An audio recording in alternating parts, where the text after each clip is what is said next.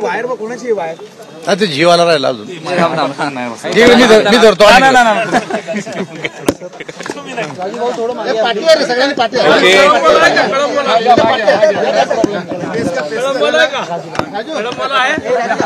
मी तर धरले पळतच नुसतं. रवींद्र चव्हाण यांची कार्यकारीपदी निवड झाली आहे. रावसाहेब, तुम्ही देखील प्रदेशाध्यक्ष राहिलेला आहात. अशा पद्धतीची यापूर्वी कधी निवड झाली होती का, आणि नेमकं कशा पद्धतीने याचा कार्यभार असणार आहे, काही याबद्दल सांगाल? हे बघा, भारतीय जनता पार्टीच्या संघटनात्मक निवडणुका देशभर जवळपास पूर्ण झालेल्या आहेत. ज्या राज्यामध्ये विधानसभेच्या निवडणुका होत्या त्या राज्यातल्या निवडणुकीला तात्पुरत्या स्वरूपात स्थगिती दिली गेली होती. निवडणुका संपल्या, राज्यातल्या जनतेने आम्हाला कौल दिला, भारतीय जनता पार्टी आणि मित्र पक्षाचं सरकार स्थापन झालं, आणि आता संघटनेकडे लक्ष दिलं पाहिजे म्हणून भारतीय जनता पार्टीनं संघटन पर्व सुरू केलं आहे. या संघटन पर्वासाठी या नोंदणीचे प्रमुख म्हणून आमचे जे रवींद्र चव्हाण आहे त्यांची नियुक्ती केंद्रानं केली होती, आणि जवळपास 60 लाखापेक्षा जास्त सदस्य झालेले आहेत, आणि 1,50,51,00,000 सदस्य आम्हाला करायचे आहेत. कमी वेळेत त्यांनी एक चांगलं काम या राज्यात आता केलं आहे, आणि आज त्यांची प्रभारी अध्यक्ष म्हणून नियुक्ती करण्यात आलेली आहे. मला असं वाटतं की आमच्यासाठी नवीन नाही आहेत. प्रत्येक वेळेस अशा प्रकारचा काळ आला तर प्रभारी अध्यक्ष नेमला जातो, आणि प्रभारी अध्यक्ष नेमल्याच्या नंतर जेव्हा काही सगळ्या जिल्ह्याच्या निवडणुका होतील आणि त्या निवडणुका 50% जास्त झाल्या तर राज्याच्या अध्यक्षाची निवडणूक होत असते. त्यामुळे एक अत्यंत कर्मठ कार्यकर्ता आहे. भारतीय जनता युवा मोर्चाचा अध्यक्ष असण्यापासून तर सरकार आणि संघटन या दोन्ही क्षेत्रामध्ये चांगला अनुभव असणारा अशा प्रकारचा एक अध्यक्ष भारतीय जनता पार्टीला मिळाल्यामुळं भारतीय जनता पार्टीच्या कार्यकर्त्यामध्ये एक अत्यंत उत्साहाचं वातावरण आहे, आणि मला असं वाटतं की पुढच्या काळात दिलेलं जे सदस्य नोंदणीचं टार्गेट आहे त्यांच्या अध्यक्षतेखाली पूर्ण केल्या जाईल अशी मला स्वतःला अपेक्षा आहे. साहेब, महाविकास आघाडीमधली धुसफूस ही दररोज बाहेर येते. विधानसभेचे निकाल लागल्यानंतर, निकाला आधी पण होती पण निकालानंतर एकमेकांवर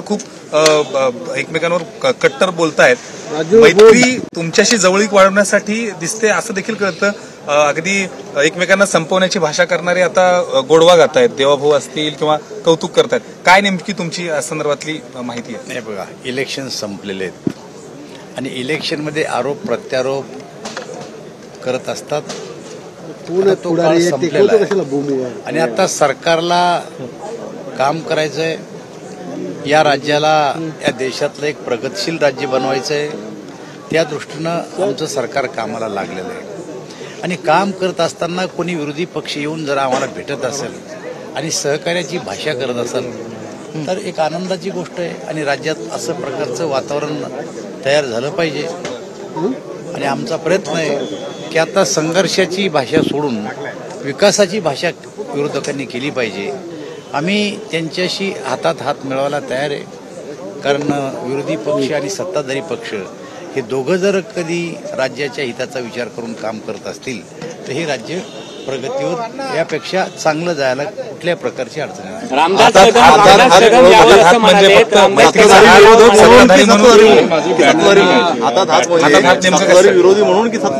उद्धव ठाकरे जवळची भाषा करतात. हातात हा त्याचा अर्थ विरोधी पक्ष आणि सत्ताधारी पक्ष हे या गाड्याची 2 चाकं असतात.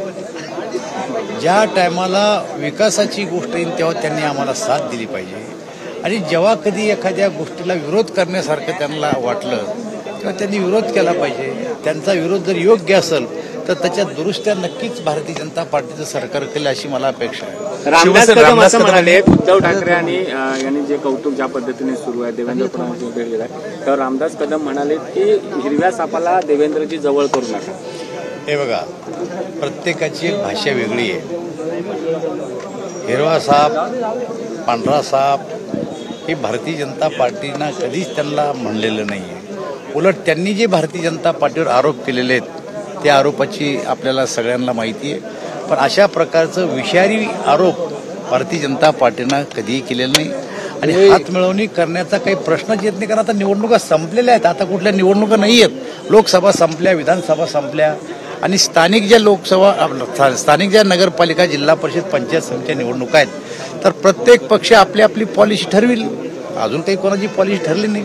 आणि मला असं वाटतं शिवसेना सोबळावर लढण्याची भाषा केली काल परवा, परंतु आमची पॉलिसी अजून ठरलेली नाही. आणि पक्ष नेतृत्व जो निर्णय घेईल त्याप्रमाणे त्या जिल्ह्यातले कार्यकर्ते काम करतील. सर, तुम्ही भाषेचा उल्लेख केला. तुमची देखील भाषा सगळ्या महाराष्ट्राला चांगलीच परिचित आहे. उद्धव ठाकरे आणि किंवा सामनाची भाषा, शिवसेनेच्या नेत्यांची भाषा, बदललेली भाषा बघून एकंदरीत तुमचं राजकारण किंवा हे सगळं कसं भाषेवर तुम्हाला काही ऑब्जेक्शन आहे का, तो प्रश्न विचारा. नाही, राजकारणाची बदललेली भाषा. मी पहिलं माझं संपून टाका, त्याचं उत्तर मी देतो ना. विचारा कोणती भाषा आहे, मी त्याचं उत्तर देतो. तुमची भाषा ही लोकांना समजणारी आहे असं म्हणायचं होतं मला. मग त्याच अर्थानं की राजकारणाची बदललेली भाषा ही कशी बघताय की झोरीचं होऊन जाऊ दे. राजकारणाची बदललेली भाषा ही कशी बघताय, कारण अगदी गोडवे गातायत. या राज्यातल्या जनतेनं जर आम्हाला कौल दिला असेल तर त्यांना आमच्या सुरात सूर मिळवावंच लागेल. शेवटी जनमताचा जो रेटा असतो त्या रेट्यापुढे चांगले नमलेले आहेत आणि ते नमले त्या जनमताच्या रेट्यापुढं आणि आमच्या बाजून जर बोलायला लागले तर मला असं वाटतं त्याचं स्वागत तुम्ही लोकांनी केलं पाहिजे. आता महत्वाची बैठक पार पडली, काय नेमका कानमंत्र दिला बैठकीत? धन्यवाद. माझ्या का मागा लागला